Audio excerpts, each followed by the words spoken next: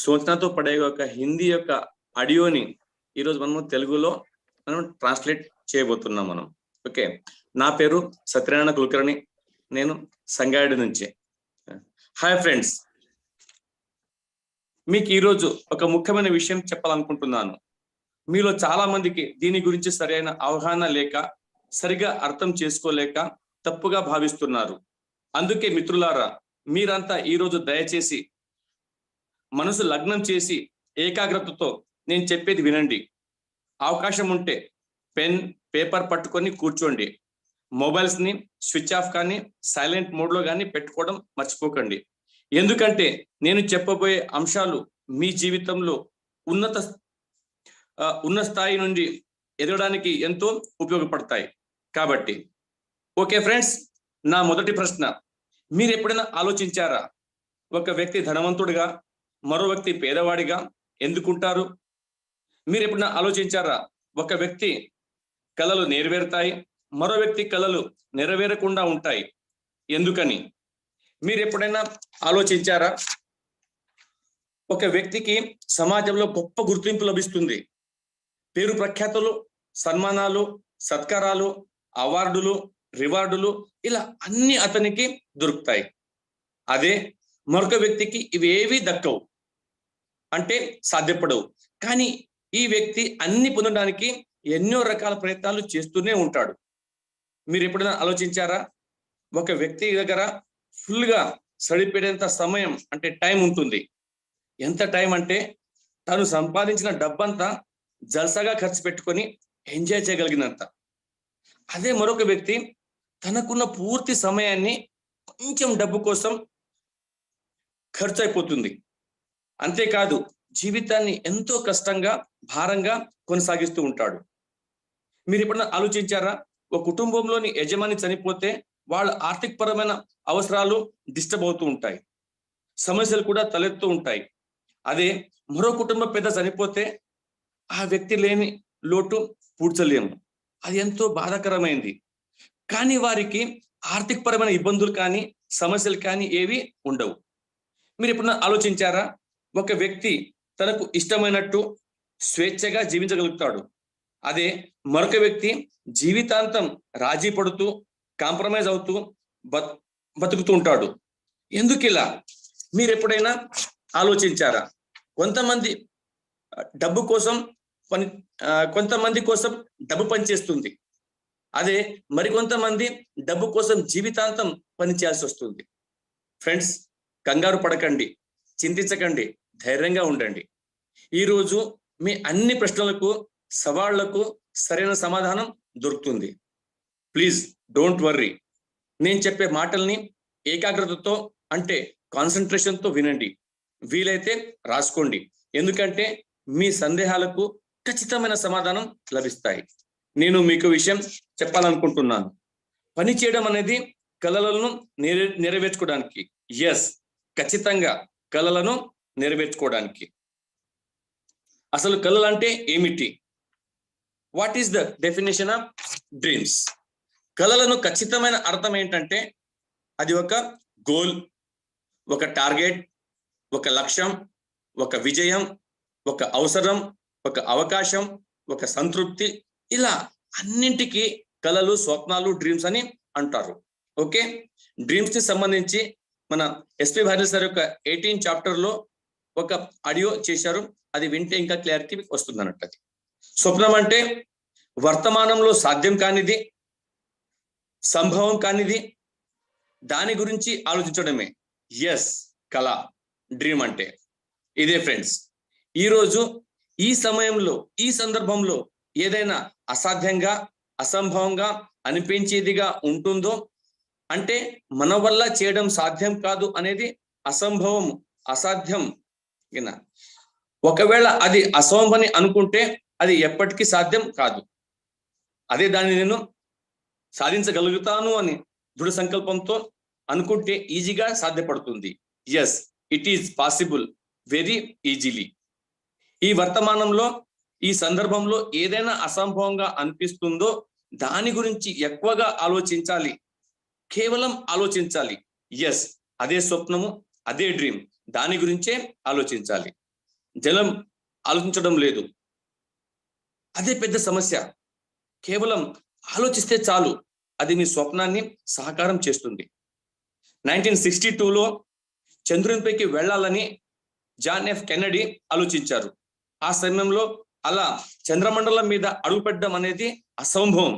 కానీ దాన్ని kidney ఆలోచించగలిగాడు, Kennedy. అందుకే అమెరికా వాళ్ళు సాధించారు. ఇండియా ఆలోచించలేదు కాబట్టి వీలు కాలేదు. ఆలోచించడం అనేది ఎంతో ముఖ్యమైన అంశం. అలాగే ఈ బర్నర్స్-లీ అందరికంటే ముందుగా ఇంటర్నెట్ గురించి ఆలోచించాడు. అసాధ్యం అనుకున్న దాన్ని సుసాధ్యం చేశాడు. ఏమీ ఆలోచించకుండా, ఏమీ సాధన చేయకుండా ప్రపంచమంతా మన వేలి మీదకి వస్తా ఉంది. అంటే మన ఫింగర్ టిప్ పైన ఎలా సాధ్యపడుతుంది? అందుకే ఎవరైతే ఆలోచిస్తారో వాళ్ళే వాళ్ళ కలలను నెరవేర్చుకుంటారు. ఆలోచించాలి, అనుకున్నది సాధించుకోవాలి. ఆలోచించండి, బాగా ఆలోచించండి. హృదయాన్ని తెరిచి మరీ ఆలోచించండి, ఓపెన్ మైండ్తో. ఆలోచిస్తుంటే ఎలా ఉంది, ఏమనిపిస్తోంది, ఏం కనిపిస్తోంది, అదే మీరు సాధించుకోవడానికి వీలవుతుంది. దాని గురించే గురిపెట్టి గట్టిగా ఆలోచించాల్సి ఉంటుంది మిత్రులారా. ఎవరైతే అనుకున్నది సాధించుకోవడానికి భయపడతారో వాళ్ళేమీ సాధించుకోలేరు. సాధించుకోవడానికి ముందు ఆలోచించాల్సిన అవసరం ఎంతో ఉంది. ఆలోచించడానికి భయపడాల్సిన పని లేదు. భయాన్ని తీసి పక్కన పెట్టి ఆలోచించండి. అలా ఆలోచించడం మూలంగా మీకు మంచిగా అనిపిస్తుంది. అందులో మీకు ఆనందం దొరుకుతుంది. జేమ్స్ ఎలెన్ అనే ఒక తత్వవేత్త, రచయిత 100 ఏళ్ల క్రితమే అన్నాడు, మీరు దేని గురించి అయితే ఆలోచిస్తారో మీరు అలాగే తయారవుతారని. అందుకే మనిషి జీవితంలో ఆలోచించడం అనేది ప్రధానమైంది. మీ ఆలోచన, మీ కళ ఏది మీకు మంచిగా అనిపిస్తుందో దాని గురించి ఎక్కువగా ఆలోచించండి. మిత్రులారా, ఈ ప్రపంచంలో ఇప్పటి వరకు ఎవరైతే కార్యసాధకులుగా, గొప్పవారిగా, నలుగురికి మార్గదర్శకులుగా నిలబడ్డారో వారు ఆలోచించడం వల్లే సత్ఫలితాలు పొందగలిగారు, విజయ తీరాలకు చేరుకోగలిగారు. సాధారణ మనిషి సాధన ద్వారా తన స్వప్నాల్ని నెరవేర్చుకుంటాడు. అదే ఒక గొప్ప మనిషి ముందు ఆలోచిస్తాడు, కలగంటాడు, సాధన చేస్తాడు. ఇక్కడ మీకు 2 ముఖ్యమైన విషయాలు చెప్పాలనుకుంటున్నాను. ఒకటి ఎందుకు, మరొకటి ఎలా. Why and how. మిత్రులారా, మీరు పనిని ఎందుకు చేయాలి అని మాత్రమే నిర్ణయించుకోండి తప్ప పని ఎలా అవుతుంది అనే దాని గురించి నిర్ణయించుకోవాల్సిన అవసరం లేదు. ఎందుకంటే పని ఎలా అవుతుంది అని మీరు అనుకుంటే ముందుకు వెళ్ళలేరు. అందుకే మీరు ఈ పనిని ఎందుకు చేయాలి అని మాత్రమే ఆలోచించండి. మిమ్మల్ని వెంటాడే స్వప్నం, రగిలించే కోరిక ఏంటో తెలుసుకోండి. ఫ్రెండ్స్, మనకున్న అన్ని రకాల ఇన్స్టిట్యూట్లలో హౌ అనేది మాత్రం నేర్పిస్తారు, కానీ వై అనేది నేర్పించరు. అంటే దాదాపుగా అందరూ పని ఎలా చేయాలో అనే దాన్నే నేర్పిస్తూ ఉంటారు. ఎవరైతే ఒక పని ఎలా చేయాలి అని తెలుసుకుంటారో, వాళ్ళు బాగా ఆ పని చేయగలుగుతారో అలాంటి వాళ్ళకే ఉద్యోగాల్లో పెట్టుకుంటారు. వాళ్ళకు ఒక పనిని ఎలా చేయాలో తెలుస్తుంది, ఖచ్చితంగా ఆ పని చేస్తారు కూడా. మరి మీరేమనుకుంటున్నారు? ఏది చాలా ముఖ్యమైనదని. మిత్రులారా, మీకు ధీరుభాయ్ అంబానీ గురించి తెలుసు. ఆయన ఒక అపురూపమైన కలగన్నాడు. అదేంటో మీ అందరికి తెలుసు. చిన్న పెద్ద, ధనిక పేద అనే తేడా లేకుండా అందరి చేతుల్లో మొబైల్ ఫోన్ పెట్టాలి, వెళ్ళాలి అని. ఆయనకు అప్పుడు తెలియదు ఈ పని ఎలా అవుతుంది అని. కానీ ఆయన ఖచ్చితంగా ఎందుకు చేయాలనే కలగన్నాడు. అంటే ఆయన వై క్లియర్ ఉంది. అందుకే ఆయన స్వప్నం సాకారమైంది. ఎలా చేశాడు ఆయన అంటే, ముందు తన టీం వాళ్ళకి, అంటే మేనేజ్మెంట్ వాళ్ళని, టెక్నికల్ వాళ్ళని, మార్కెటింగ్ వాళ్ళని, ఇలా అందరినీ ఇది తన కళ ఎలా ఫుల్ఫిల్ అవుతుంది అని చెప్పండి అని అడిగాడు. అందులోంచి ఒక వ్యక్తి, సార్ ఇది అసంభవం అని చెప్పాడు. దానికి బదులుగా అంబానీ ఇలా అన్నాడు, థ్యాంక్ యూ, మీరు ఒక ఉద్యోగిగా ఇది చేయాల్సిన పని. ఎందుకు సాధ్యపడదో గుర్తించండి సార్. నిజంగా ఈ పని చేయడం మీకు కష్టంగా, అసంభవంగా అనిపిస్తే ఉద్యోగం విడిచిపెట్టి వెళ్ళండి. మీ స్థానంలో మరొక వ్యక్తి వస్తాడు, అతను ఈ పనిని పూర్తి చేస్తాడు అని. మనం ఇందాక చెప్పుకున్నాం కదా, ఎవరైతే ఒక పనిని ఎందుకు చేయాలో క్లారిటీ ఉంటే ఆ వ్యక్తిని ఎలా చేయాలో అని తెలిసిన వ్యక్తిని పనిలో పెట్టుకుంటాడని. వాళ్ళతోనే ఆ పని సాధ్యమవుతుంది. మిత్రులారా, మీరు కూడా పని ఎందుకు చేయాలి అనే నిర్ణయంతో తప్ప ఎలా చేయాలి అని కానీ, ఎందుకు చేయాలి అని మీరు పని చేయడం మొదలు పెడితే ఆటోమేటిక్ గా పని ఎలా చేయాలి అనేది తెలుస్తుంది. ఇక కళ, డ్రీమ్ గురించి ఇంతకంటే ఎక్కువగా చెప్పను. మీకు డ్రీమ్ గురించి అవగాహన కావాలంటే మన మెంటర్ ఎస్పి భారతి సార్ యొక్క సిడి ద ఫైర్ వినండి. ఓకే, ఈ సమయంలో మీకు ఒక మీనింగ్ఫుల్ కథ చెప్పాలి. ఒక అడవిలో ఒక కుందేలు, కుక్క ఉన్నాయి. కుందేలు పరిగెడుతుంది, దాన్ని చూసి కుక్క పరిగెట్టడం మొదలు పెట్టింది. అది గమనించి కుందేలు మరింత వేగం పెంచింది. దాన్ని అందుకునేందుకు కుక్క స్పీడ్ అందుకుంది. అలా ముందు కుందేలు, వెనక నక్క పరిగెడుతూనే ఉన్నాయి. చివరికి కుందేలు వచ్చి ఒక గుహలో నక్కి కూర్చుంది. అక్కడ కుక్క వచ్చింది. దాన్ని చూడగానే కుందేలు భయంతో గజగజ వణికిపోతా ఉంది. అప్పుడు కుక్క అడిగింది, నువ్వు నాకంటే చిన్నదానివి, నా అంత బలం లేని దానివి, కానీ నాకంటే స్పీడ్గా ఎలా పరిగెత్తగలిగావు అని. దానికి సమాధానంగా నీళ్లు నిండిన కళ్ళతో కుందేలు ఇలా బదులిచ్చింది, శకున సోదరా, నువ్వేమో లంచ్ కోసం పరిగెత్తున్నావు, నేనేమో లైఫ్ కోసం పరిగెత్తున్నాను అని. మిత్రులారా, ఆలోచించండి. మీరు ఈ పనిలో లంచ్ కోసం వచ్చారా, లైఫ్ కోసం వచ్చారా? లంచ్ కోసమే వచ్చారంటే 10, 25, 50 సంపాదించుకొని రాజీనామా చేయండి. వ్యాపారం నుంచి వెంటనే వైదొలగండి. లంచ్ కోసం వచ్చిన వాళ్ళు పెద్దగా ఏమీ సాధించుకోలేరు. కేవలం 10, 50 తప్ప.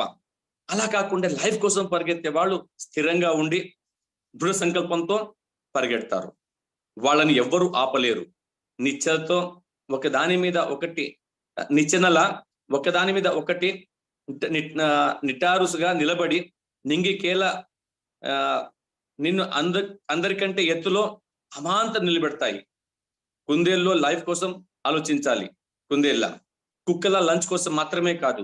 మీరు లైఫ్ కోసం అయితే మీకు బర్నింగ్ డిజైర్ అంటే రగిలే కోరిక, దృఢ సంకల్పం ఉండాలి. సాధించాలి అనే పట్టుదల కావాలి. ఎలా ఉండాలి అంటే అదొక జీవనమరణ సమస్యలా ఉండాలి. అప్పుడే మీరు ఏదైనా సాధించుకోగలుగుతారు. మీకున్న ఎన్నెన్నో కళలు నెరవేర్చుకోవడానికి 99% డబ్బే ప్రధానం. చాలా మంది చెప్తుంటారు, మనము వింటుంటాం ఏమని, తాము ఎంతో మందికి చేయూత అందివ్వాలని, పేదలకు, అనాథలకు, అభాగ్యులకు సాయం చేయాలని, సమాజ సేవ చేయాలని. ఇది చాలా మంచి స్వప్నం. ఇది అందరికీ నచ్చే పని. గుడ్. కానీ ఇవన్నీ చేయాలంటే, నెరవేరాలంటే డబ్బు కావాలి. అవునా కాదా? మీరు డబ్బు సంపాదించలేకపోతే డబ్బును మరో వ్యక్తి దగ్గరికి చేర్చాల్సి ఉంటుంది. సహాయం చేయమని అతన్ని ప్రాధేయపడాల్సి ఉంటుంది. అలాంటి పరిస్థితి మనకొద్దు మిత్రులారా. మనకున్న అవకాశాలను బట్టి 4 వైపుల నుంచి డబ్బు సంపాదించాల్సిన అవసరం ఉంది. నేను ఇందాకే చెప్పాను, మనకున్న ఎన్నో కలలను నిజం చేసుకోవడానికి 99% డబ్బుతోనే ముడిపడి ఉంటుందని. మిత్రులారా, మనం ఇప్పుడు డబ్బు గురించి మాట్లాడుకుందాం. ఇందులో కూడా 2 రకాలు ఉంటాయి. ఒకటి సంపత్తి, రెండోది ఆదాయం. నేను రొటీన్ గా డబ్బు సంపాదించడం గురించి మాట్లాడడం లేదు. ఇలా ఎవరైతే సంపాదించుకోగలుగుతున్నారో అయితే సంపత్తి, ఆదాయం మధ్య చాలా తేడా ఉంది. మనం ఇప్పుడు సంపత్తి గురించి, సమృద్ధి గురించి, బాగా డబ్బు సంపాదించడం గురించి మాట్లాడుకుంటున్నాం. యుఎస్ లో పుట్టిన ప్రముఖ వ్యాపారవేత్త, రచయిత, ఆర్థిక సలహాదారు రాబర్ట్ టి కియోసాకి ఏమంటారంటే, డబ్బుని ఎలా సమృద్ధి చేసుకోవాలో, అంటే సంపాదించాలో డెవలప్ చేసుకోవాలో స్కూళ్ళలో నేర్పించరు, ఇంట్లోనే నేర్పిస్తారు. అందుకే మనం బాగా గమనించినట్టయితే ధనవంతులు మరింత ధనవంతులుగా, పేదలు మరింత నిరుపేదలుగా తయారవుతున్నారు. ఇక మధ్యతరగతి విషయానికి వస్తే వేరే చెప్పనక్కర్లేదు. వాళ్ళు అటు డబ్బును వాళ్ళగా ఉండలేక, పేదవాళ్లాగా బతకలేక, నడి సముద్రంలో నావ మునిగిన విధంగా అన్నట్టు ఉంటుంది వీళ్ళ పరిస్థితి. అటు ఇటు కాకుండా మిత్రులారా, మనం డబ్బు కోసం ఇలా రకరకాలుగా ఇబ్బందులు పడుతుంటాం. కొంచెం డబ్బు సంపాదించుకోవడానికి మనం పూర్తి సమయాన్ని ఖర్చు చేస్తుంటాం. మన చేతుల్లో డబ్బు వస్తుందో, మన చేతుల నుంచి టైం పోతుందో చెప్పలేని పరిస్థితి. ఏం చేయాలి, ఎలా చేయాలి, ఇవన్నీ ఎలా చేయాలి? నాకు తెలిసి అందరికీ ఇదే సమస్య ఉంది. దీని గురించి ఎవరు సర్ది చెప్పలేరు, ఎవరు సమాధానం పరచలేరు. అందుకే ఇది పెద్ద సమస్యగా ఉంటుంది. కానీ నేను ఈరోజు దీని గురించి చెప్పాలనుకుంటున్నాను. ఖచ్చితంగా చెప్తాను కూడా. నేను ఇవాళ మీతో డిస్కస్ చేయడానికి వచ్చాను. మీకు తెలియజేయడానికి మీ ముందు ఎలా నిలబడ్డాను. డబ్బు సంపాదించడం ఎలా చేస్తే డబ్బు సంపాదించవచ్చు, డబ్బు ఎలా తయారవుతుంది అంటే సంపాదించగలుగుతాము, ఇందులోని మతలబ్ ఏంటి, సంపాదించడంలో టెక్నిక్ ఏంటి, జనం డబ్బుని ఎలా సమకూర్చుకుంటున్నారు, ఎలా డబ్బుని పొందగలుగుతున్నారు, ఇవే విషయాలు ఇప్పుడు మీతో మాట్లాడబోతున్నాను. చలో ఫ్రెండ్స్, డబ్బు సంపాదించడానికి ఫస్ట్ పాయింట్ ఏంటి ముందుగా ఆలోచిద్దాం. డబ్బుని ఎవరు సంపాదిస్తున్నారు? ఒకసారి మళ్ళీ సీరియస్ గా ఆలోచించండి. డబ్బుని ఎవరు సంపాదిస్తున్నారు? బాగా గొప్ప చదివిన వ్యక్తి, లేక పెద్ద పెద్ద వ్యాపారాలు చేస్తున్న వారా? ఒకవేళ బిజినెస్ మ్యాన్ డబ్బు సంపాదించి ఉన్నట్టయితే బయట 20 ఏళ్లకు పైగా కిరాణా వ్యాపారం చేస్తూ వ్యాపారి మరి ఎందుకు కోటీశ్వరుడు కాలేకపోయాడు? మనకు తెలిసిన ఇలాంటి చిన్న వ్యాపారాలు చేసే ఉంటారు. లేకపోతే ఏంటి, ఎవరి దగ్గర చాలా పెట్టుబడి, అదే మూలధనం ఉన్న వ్యక్తి డబ్బుని సంపాదిస్తున్నాడా? ఇలా కూడా కాదు. ఇలా చాలా మంది పెద్ద పెద్ద వాళ్ళు ఉన్నారు. వాళ్ళ దగ్గర ఎంతో మూలధనం ఉంటుంది, కానీ వాళ్ళు కూడా ధనాన్ని పెంచుకుంటూ కూడబెట్టకుండా డబ్బుని సంపాదించలేకపోతున్నారు. లేకపోతే ఎవరికైతే చాలా సపోర్ట్ ఉందో, అంటే బ్యాక్గ్రౌండ్ ఉందో, అతను డబ్బును సంపాదిస్తున్నాడా? లేదు. ఇలా కూడా కాదు. మరి ఎవరి కుటుంబంలో అయితే మొదటి నుంచి పెద్ద బిజినెస్ ఉందో వాళ్ళు పెద్ద పెద్ద బిజినెస్లు చేసి డబ్బుని సంపాదిస్తున్నారా? లేదు. ఇలా కూడా జరగట్లేదు. అలాగైతే కొత్త బిజినెస్ మ్యాన్లు పుట్టుకురారు, అలాగైతే కొత్త కోటీశ్వరులు పుట్టుకురారు. ఫ్రెండ్స్, మీరు ఒకసారి చరిత్రను చూసినట్టయితే ఎవరి దగ్గర డబ్బు ఉంటుందో వారే డబ్బును సృష్టించారు, సంపాదించారు. అన్నిటికంటే పెద్ద మాట ఏంటంటే ఎవరి డబ్బును బాగా సంపాదించగలిగారు, ఎవరెవరు కోటీశ్వరులు అయ్యారు. మీ ఇంటికి ఎదురుగా ఉండే చిన్న దుకాణంలో కూరగాయలు అమ్ముకునే 10 రూపాయలకు 1 కిలో టమాటా అమ్ముతాడు. ఆయన 50 ఏళ్ళ నుంచి టమాటాను అమ్ముతూనే ఉన్నాడు. అతని మొహం మీద ముడతలు వచ్చాయి, వృద్ధాప్యం కూడా వచ్చింది. కానీ ఈ రోజు కూడా అతనికి జ్వరం వస్తే అతను తన దుకాణం తెరవలేకపోతే సంపాదన ఉండదు. అదే టొమాటో రిలయన్స్ ఫ్రెష్ లో కనిపిస్తుంది. అదే 10 రూపాయల కిలో రేటు. ఇందులో ఎవరు ఎవరు సంపాదిస్తున్నారు, ఎవరు ధనవంతులు అవుతున్నారు? వీధిలోని చిన్న దుకాణదారుడా, లేక రిలయన్స్ ఫ్రెష్ వాడా? అక్కడికి వెళ్ళి అంబానీ టొమాటో అమ్మడు. చిన్న దుకాణం వ్యక్తి షాప్ ని బంద్ చేస్తే సంపాదన బంద్ అయిపోతుంది. కానీ రిలయన్స్ ఫ్రెష్ వారికి అలా కాదు. ఎందుకంటే టొమాటో వ్యాపారం చేసే చిన్న కూరగాయల వ్యాపారికి వ్యాపారం చేయడానికి 2 చేతులే ఉంటాయి. అతని దగ్గర కేవలం 24 గంటలు మాత్రమే ఉంటాయి. అదే రిలయన్స్ ఫ్రెష్ వారికి దేశమంతా ఎన్నో దుకాణాలు ఉంటాయి. వ్యాపారాన్ని గణనీయంగా విస్తరిస్తారు. మ్యాన్ పవర్ తో పాటు టైం ని మెయింటైన్ చేయడం చేస్తుంటారు. అదే టమోటా వ్యాపారం చేసే చిన్న దుకాణదారుడు 50 ఏళ్లుగా అమ్ముతూ ధనవంతులుగా కోటీశ్వరుగా కాలేకపోయాడు.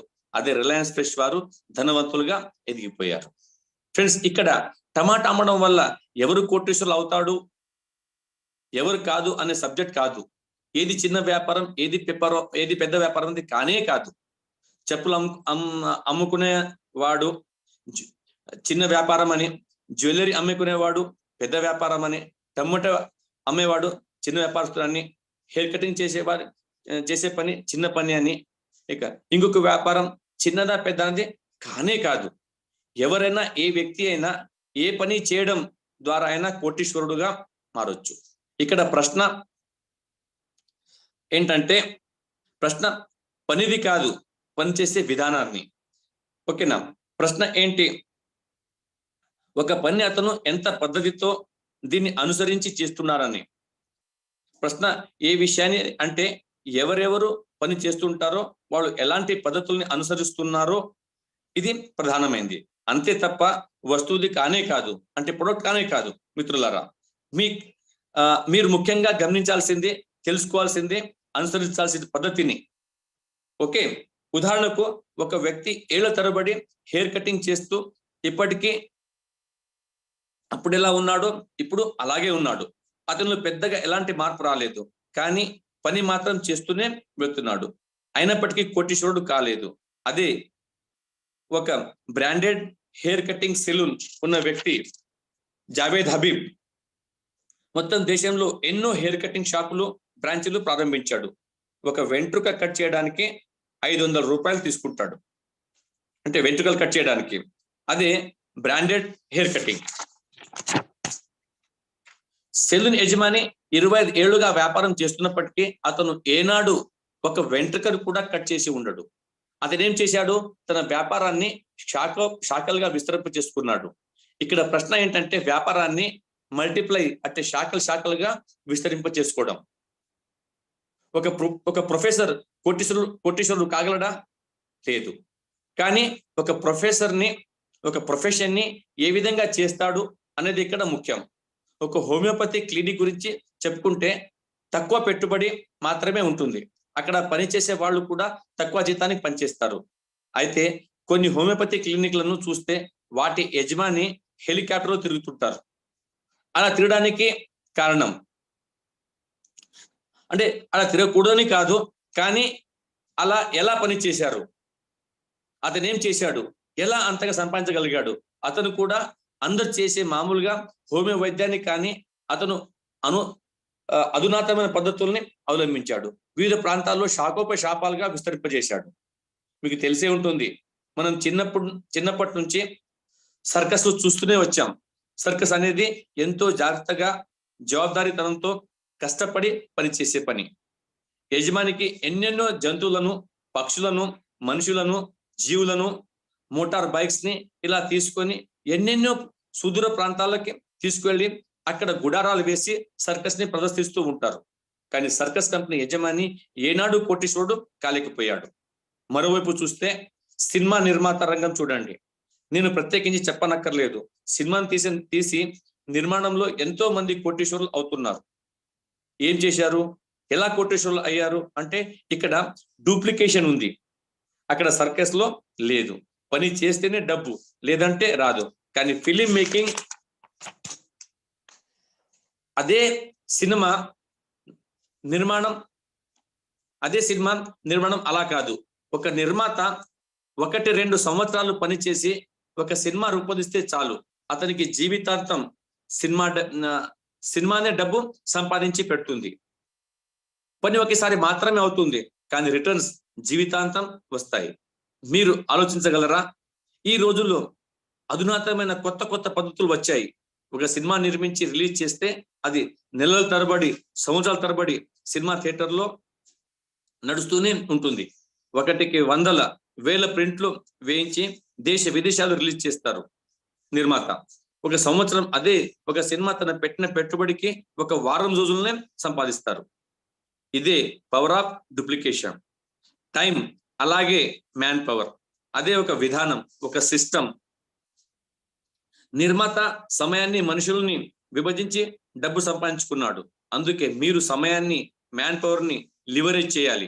లివరేజ్ అంటే పరపతి, లివరేజ్ అంటే పని సులభతరం చేయడం అని కూడా అనుకోవచ్చు. ఎంతో కష్టసాధ్యమైన పనినైనా మీకున్న పరపతితో, మెళకువలతో సులభతరం చేసుకుంటే ఎంత ఎత్తుకైనా చేరుకోవచ్చు, ఎన్ని కోట్లైనా సంపాదించుకోవచ్చు. ఒక ఉదాహరణ చెప్తాను. ఒక ట్రక్ నిండా ఫుల్ గా మామిడి పండ్లు ఉన్నాయి, కానీ ఆ ట్రక్ సడన్ గా పంక్చర్ అయింది. ఒక ట్రక్ కి ఏర్పడిన పంక్చర్ ని బాగు చేయాలి. ఒకవైపు ఒరిగిపోయిన ట్రక్ ని మామూలు పొజిషన్ లో నిలబెట్టి 10, 25, 50 ఇలా ఎంతమంది లేపితే లేస్తుంది? లేవదు. కానీ అదే ఒక జానెడు జాకీని తీసుకొని సరైన ప్లేస్ లో పెట్టి గట్టిగా తిప్పితే ఒక వైపుకు ఒరిగిపోయిన ట్రక్ ని ఎంతో ఈజీగా నిలబెట్టవచ్చు. మన దగ్గర ఉన్న సాధనాలు ఉపయోగించుకొని కష్టతరమైన పని సులభతరం చేసుకోవాలి.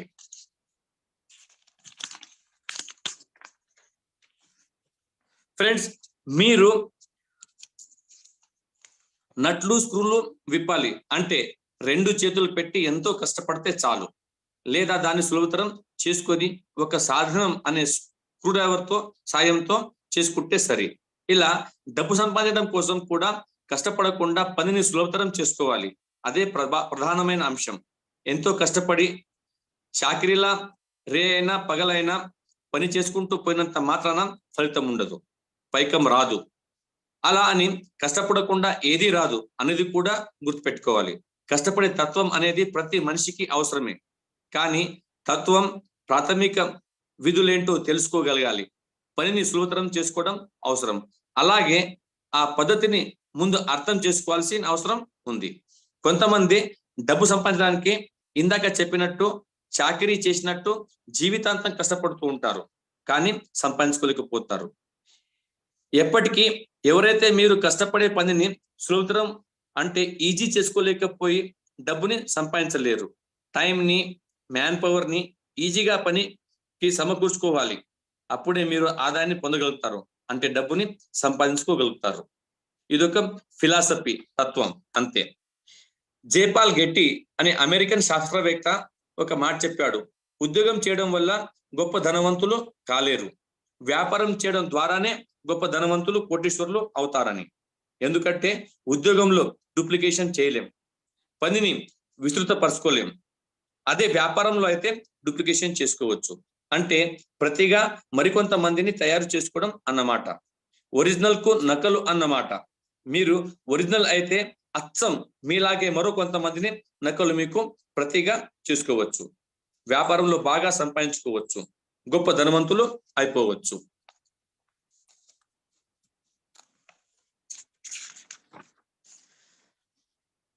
ఏది పడితే ఆ వస్తువులో వ్యాపారం చేయడం కాదు. ఎఫ్ఎంసీజీ ఫాస్ట్ గా అంటే వేగవంతంగా అమ్ముడుపోయే వస్తువులు అయి ఉండాలి.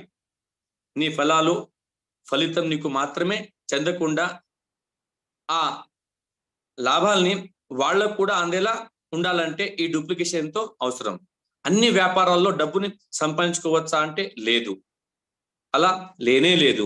ఒక చిన్న దుకాణదారుడు ఎక్కువ డబ్బుని ఎలా సంపాదించుకోగలుగుతాడు? ఉదయం 7 గంటల నుంచి రాత్రి 11 గంటల వరకు పాపం షాప్ లో అలాగే కూర్చొని ఉంటాడు. మొహానికి చెమటలు పడుతూనే ఉంటాయి, చేత్తో ఖర్చుతో తుడుచుకుంటూనే ఉంటాడు. అలా కాకుండా అదే చిన్న దుకాణదారుడు ఒక ఫ్రాంచైజీ అంటే స్వయం ఉపాధి అంటే స్వతంత్రంగా తెరిస్తే ఫ్రాంచైజీ తెరవడం అనేది అంత ఆషామాషి విషయం కాదు, అంటే అంత ఈజీ కానే కాదు.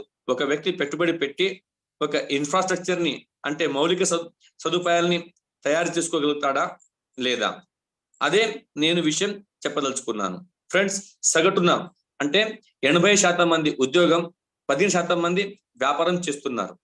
10% వాళ్ళు బిజినెస్ చేస్తున్నారు, కానీ సరైన పద్ధతిలో బిజినెస్ ని చేస్తున్నారా? పెద్ద మొత్తం డబ్బుని సంపాదిస్తున్నారా అంటే అది కూడా లేదు. 80% మంది పాపం వీళ్ళు కూడా బిజినెస్ అనుకుంటారు, కానీ చేయలేకపోతున్నారు. కారణం వాళ్లకు ముందు అవకాశం రాదు. ఒకవేళ అవకాశం దొరికితే లక్షల్లో కోట్లలో పెట్టుబడి, తెలివితేటలు ఎంత ఉన్నా అలాంటప్పుడు కుదరదు. ఒకవేళ లక్షల్లో పెట్టుబడి పెట్టి బిజినెస్ చేస్తే రిస్క్ ఎదురవుతుంది, ఆందోళన మొదలవుతుంది. తన చుట్టూ తనలాంటి బిజినెస్ చేసే వాళ్ళు ఎందరో ఉంటారు. మరి వాళ్ళతో పోటీ తట్టుకొని నిలబడగలుగుతామా లేక నష్టపోతామా? ఇలా భయంతో హృదయంలో ఉంటుంది. ఈ కారణాలచే వీళ్ళ వల్ల బిజినెస్ చేయలేకపోతున్నారు. ఒకవేళ ఈ భయాందోళనకు లేకపోతే వీళ్ళు బిజినెస్ చేయగలుగుతారు. ఏ వ్యక్తి అయినా వ్యాపారం చేయగలుగుతాడు, తనకు నచ్చినట్టు సంపాదించుకోగలుగుతాడు. ఆదాయం లేని వ్యాపారం చేసినా ఒక్కటే, చేయకపోయినా ఒక్కటే. అనవసరంగా డబ్బు, సమయం వేస్ట్ అవుతాయి. అందుకే మామూలు మనిషి ఈ కష్టాలు ఎందుకని ఉద్యోగం కోసమే వెతుకుతాడు. అదే ఒక మౌలిక నమూనాలతో, సాధనతో ఈ కష్టాలను దూరం చేసుకోగలిగితే ఎవరైనా ఈజీగా వ్యాపారం చేసుకోవచ్చు, తనకు తాను యజమానిగా నిలబడవచ్చు. ఫ్రెండ్స్, సాధారణంగా పని 2 రకాలుగా పని జరుగుతూ ఉంటుంది. 100% పని పనిని ఒక వ్యక్తి చేస్తే, లేదా 1% పనిని 100 మంది చేస్తే, నేను రిపీట్ చేస్తున్నాను, 100% పని ఒక వ్యక్తి చేస్తే, లేదా అదే పనిని 1% పనిని 100 మందితో చేస్తే, మీరు ఆలోచించండి మిత్రులారా, ఒక్కసారి మీరు ఆలోచించండి. 100% పని మీరు ఒక్కరే చేస్తే మనిషి పోతాడు, డబ్బు పోతుంది. అంటే 100% ఒకటే మనిషి ద్వారా దొరికినప్పుడు ఆ మనిషి పోయినప్పుడు డబ్బు పోతుంది, ఆ పని పోతుంది. అలా కాకుండా 1% పనిని 100 మందితో తీసుకుంటే ఒక వ్యక్తి పోయినా పర్వాలేదు, పనికి నష్టం వాట్లేదు. ఎందుకంటే చేయడానికి ఇంకా 99 ఉన్నారు కాబట్టి, చాలా మంది ఉన్నారు కాబట్టి. దీన్నే స్మార్ట్ వర్క్ అని అంటారు. ఒక పనిని 100 మంది కలిసి చేసుకునే దానికన్నా దానికి డూప్లికేషన్, దీన్నే లివరేజ్ అంటే పరపతి, దీన్ని స్మార్ట్ వర్క్ అని అంటారు. ఒక కష్టతరమైన పనిని సులభతరంగా చేసుకునే సాధన మీ దగ్గర ఉంటే సొల్యూషన్ మీతో ఉంటుంది. మీరు పని చేస్తూనే ఉంటే నేను సంతోషిస్తాను. ఒకవేళ మీరు చేయలేకపోతే నేను మీకు ఇక్కడ భరోసా ఇస్తాను అని చెప్పలేను, కానీ ఒక మంచి పద్ధతిని తెలియజేస్తాను.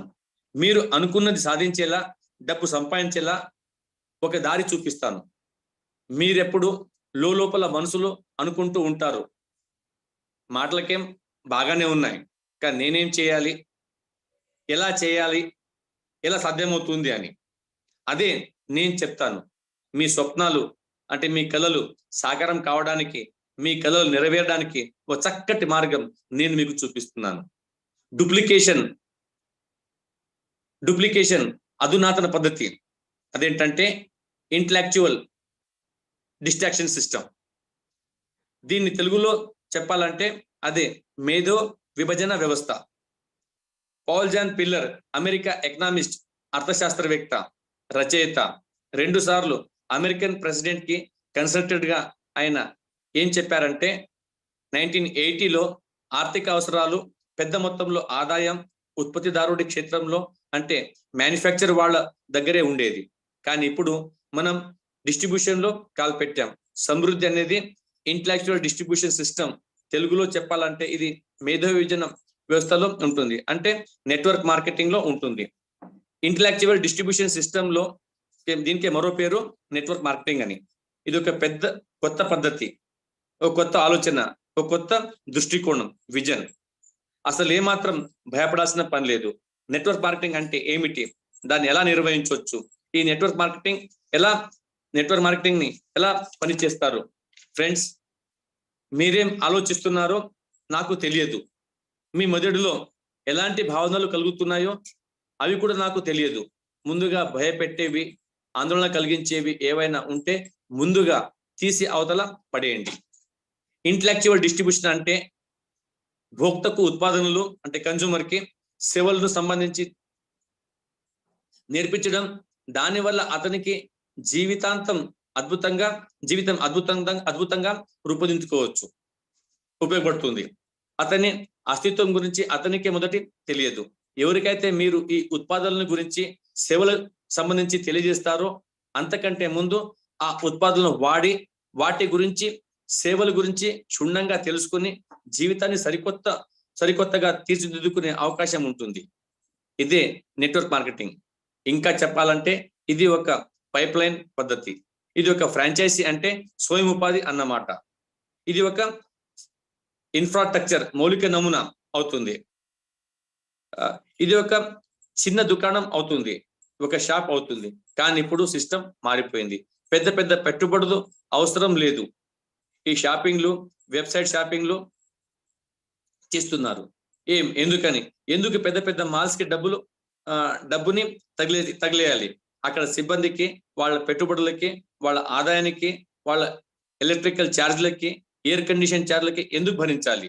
వీటి అన్నిటి కోసం అనవసరంగా డబ్బు ఖర్చు చేయకుండా వెబ్సైట్ లో మనకు కావాల్సినవి, మనకు నచ్చినవి కొనుక్కోవచ్చు, అది కూడా రీజనబుల్ రేట్లో. ఇది ఒక కొత్త పద్ధతి.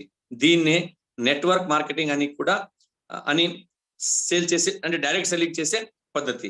ఇక్కడ పెద్ద షాపులు, మాల్స్ ఉండవు. కంప్యూటర్ సిస్టమ్ తో అవసరం లేదు. కానీ ఇందులో ఒక మైనస్ పాయింట్ ఉంది. అదేంటంటే జనాలకు అర్థమయ్యేలా చెప్పే వాళ్ళు లేరు. ఎవరైనా అర్థమయ్యేలా చెప్పి వాళ్ళు వస్తువుల గురించి వివరించే వాళ్ళు, సపోర్ట్ చేసే వాళ్ళు, సహాయపడే వాళ్ళు దొరికితే పెద్ద పెద్ద మౌలిక నమూనాలను అవసరం లేదు, మౌలిక సదుపాయాలు అవసరం లేదు. మీరు ప్రొడక్ట్ ఇవ్వండి, సర్వీస్ ఇవ్వండి, అలాగే పనిలో పనిగా ఒక అవకాశం కూడా ఇవ్వండి, అదే చాలు. ఇంతకంటే పెద్ద సపోర్ట్ వారికి అవసరం లేదు. ఇంతకంటే బాగా ఇంకేం కావాలి? ఇంకేముంటుంది? సమయం మారిపోయింది, సందర్భము మారిపోయింది, పరిస్థితులు మారిపోయాయి, ఉత్పాదనలు మారిపోతున్నాయి. ఇది సరైన కొత్త పద్ధతి. మిత్రులారా, మీరు ఇందులోకి రావాల్సిన అవసరం, అర్థం చేసుకోవాల్సిన అవసరం ఎంతైనా ఉంది. మార్పు ఇప్పుడు ఎంతో వేగంగా జరుగుతూ ఉంది. ఈ మార్పు గతంలో 50 సంవత్సరాల్లో అయితే జరిగేది, అది ఇప్పుడు 5 ఏళ్లలోపే జరుగుతూ ఉంది. ఉత్పాదనలు కూడా ఇప్పటికీ అప్పటికి ఎంతో మారిపోతున్నాయి, అందరికీ ఉపయోగపడే విధంగా. అయితే దౌర్భాగ్యమైన విషయం ఏమిటంటే ఈ మార్పుని జనం వాళ్ళ కళ్ళజోడు నుంచి చూస్తున్నారే తప్ప వాస్తవంగా చూడటం లేదు. తొందరగా అంగీకరించుకోలేకపోతున్నారు, కానీ పరివర్తన అంటే మార్పు చెందుతున్నారు. ఒకవేళ మంచి ఫలితం కావాలంటే నెట్వర్క్ మార్కెటింగ్ లో స్పీడ్ పెంచుకోండి. ఈ మార్పు మీ జీవితాన్ని మార్చేస్తుంది. ఇందులో ఒక భవిష్యత్తు మీకు కనిపిస్తా ఉంది. ఇదే ఫ్యూచర్ విజన్. జరుగుతుంది, నడుస్తుంది, జనం విజయాలు సాధిస్తున్నారు. మీరు ఈ పేరుతో ఆందోళన చెందాల్సిన అవసరం లేదు. మీరు ఈ ఇండస్ట్రీ గురించి భయపడాల్సిన అవసరం అంతకన్నా లేదు. గత 10 ఏళ్లలో చూసినట్టయితే గొప్ప గొప్ప ధనవంతులుగా చలామణి అవుతున్న వాళ్ళు ఎంతో మంది నెట్వర్క్ మార్కెటింగ్ ద్వారా డబ్బుని సంపాదించి విజయాలు సాధించారు. ఇది మరే ఇతర వ్యాపార మాధ్యమాల ద్వారా జరగలేదు. డబ్బుని కూడా ఇంత త్వరితగతంగా సంపాదించలేరు. ఈ సత్యాన్ని అందరూ గ్రహించాలి, అంగీకరించాలి, ఈ మాటని ఆమోదించాలి, ఈ విషయాన్ని అర్థం చేసుకోవాలి. ఎందుకంటే ఈ అవకాశం ఇందులోనే ఉంది, ఈ సమూహంలోనే ఉంది. కోటేశ్వరుడు కావాలంటే సరైన పద్ధతిలో, సరైన విధంగా వెతుకులాడాలి. సరైన సమయంలో, సరైన రీతిలో దీన్ని ఆకళించి చేసుకోవాలి. నెట్వర్క్ మార్కెటింగ్ ఇదే సరైన తరుణం. టైం, మ్యాన్ పవర్ డూప్లికేషన్ అవుతుందో అక్కడ సంపాదించడానికి అవకాశం ఉంటుంది. ఎవరు దీన్ని ఆపలేరు. ఆపడం ఎవరి తరం కాదు, ఎవరి వల్ల సాధ్యపడదు. దీనికోసం ఎంత వేరే వేరే ప్రయత్నాల పద్ధతులు లేవు, దీనికి ఆల్టర్నేషన్ ఏం లేదు. దీనికి పెట్టుబడులు అవసరం లేదు, పెద్ద తెలివితేటలు, మేధావితనం అవసరం లేదు. మిత్రులారా, ఎవరైతే ఈ మాటల్ని సరిగ్గా వింటున్నారో, సరైన రీతిలో ఆలోచిస్తున్నారో, పైగా పెట్టుబడి లేకుండా, ఎలాంటి రిస్క్ లేకుండా డబ్బు సంపాదించుకునే మంచి అవకాశం ఈ బిజినెస్ రూపంలో మీ ముందుకు వచ్చింది. నిర్ణయం తీసుకోవాల్సింది మీరే. ఈ నిర్ణయం మీ జీవితాన్ని మార్చేస్తుంది, మీ కలలను సాకారం చేస్తుంది, మీరు కొత్త కారును కొనిపిస్తుంది, విదేశాలకు విమానయానం చేయిస్తుంది, సొంతటి కలలను నిజం చేస్తుంది. అనుకున్న కార్యం ఎవరి దగ్గర అయితే నెరవేరుతుందో అప్పుడే ఒక టీం ఏర్పడుతుంది. టీం ఫుల్ ఫామ్ ఏంటి? TEAM అంటే టుగెదర్ ఎవ్రీవన్ అచీవ్స్ మోర్. మంచి మనుషులు టీం అయితే, అనుభవజ్ఞుల టీం తయారైతే అంతా మంచే జరుగుతుంది. దీని గురించి వేరే ఆలోచించాల్సిన అవసరం లేదు. అలా నెగటివ్ గా ఆలోచిస్తూ ఉంటే వెంటనే మానేయండి. ఎప్పుడైతే టీం ఏర్పడుతుందో క్వాలిటీతో పని మొదలవుతుంది. డిస్క్వాలిటీ పక్కన తప్పుకుంటుంది. వ్యక్తిగతంగా ఏం చేసినా అతని క్వాలిటీ అతనికి ప్లస్ అవుతుంది, డిస్క్వాలిటీ మైనస్ అవుతాయి. అదే సమయం ఒక టీమ్ గా పనిచేస్తే క్వాలిటీ డిస్క్వాలిటీలు చర్చించుకుని మరింత క్వాలిటీగా పని జరుగుతుంది. సంపాదనతో గెలుపు సొంతమవుతుంది. ఇంకా చెప్పాలంటే దీన్ని 2 రకాలుగా గేమ్లతో పోల్చుకోవచ్చు. ఒకటి చెస్, రెండోది క్రికెట్. చెస్ అనేది వ్యక్తిగతమైన ఆట. ఆడే వారిలో మంచి లక్షణాలు ఉంటే విజయం సాధించవచ్చు, లేదా చెడు లక్షణాలు ఉంటే ఎందుకు పనికి రాకుండా ఓటమి పాలు అవ్వాల్సి ఉంటుంది. కానీ క్రికెట్ అలా కాదు. ఇది ఒక వ్యక్తికి మాత్రమే సంబంధించిన ఆట కాదు, ఇది సమిష్టిగా ఆడే ఆట, అంటే టీం వర్క్. క్రికెట్ ఆడుతున్న సమయంలో ఒక ప్లేయర్ కి గాయమైన, బ్యాటింగ్ చేయలేకపోతే, బౌలింగ్ వేయలేకపోతే జట్టు ఒకరి వల్ల ఓడిపోదు. అతను ఆడలేకపోయినా మిగతా టీంలోని వాళ్ళు బాగా ఆడితే గెలుపు సాధించవచ్చు. క్రికెట్ ఆటలో టీంలోని అందరూ 100% పర్ఫార్మెన్స్ చేయలేరు. ఒకరు 0కు అవుట్ అయి వెనుదిరిగిన మిగతా ప్లేయర్స్ బాగా ఆడితే విన్ అవ్వచ్చు. ముగ్గురు 10, 20, 30 పరుగులు చేసిన మిగతా వాళ్ళు ఒకరిద్దరు సెంచరీలు చేసిన విజయం సాధ్యమవుతుంది. అంటే cricket team work game. Network marketing కూడా ఒక టీం వర్క్ బిజినెస్. జట్టుగా కలిసికట్టుగా పనిచేస్తుంది, జట్టుగా విజయాలు సాధిస్తుంది. టీంలోని అందరూ ఒకరితో ఒకరికి సపోర్ట్ ఉంటుంది, అందుకే గెలుస్తారు. తప్పకుండా గెలిచి తీరుతారు. ఇది తిరుగులేని మాట. మిత్రులారా, ఆలోచిస్తూ, కాలయాపన చేస్తూ, అనుమానిస్తూ, అపోహపడుతూ టైం వేస్ట్ చేయకండి. ఒక మంచి అవకాశం మీకోసం ఎదురు చూస్తుంది. ఒక మంచి అవకాశం మీకోసం ఎదురు చూస్తుంది. Thank you.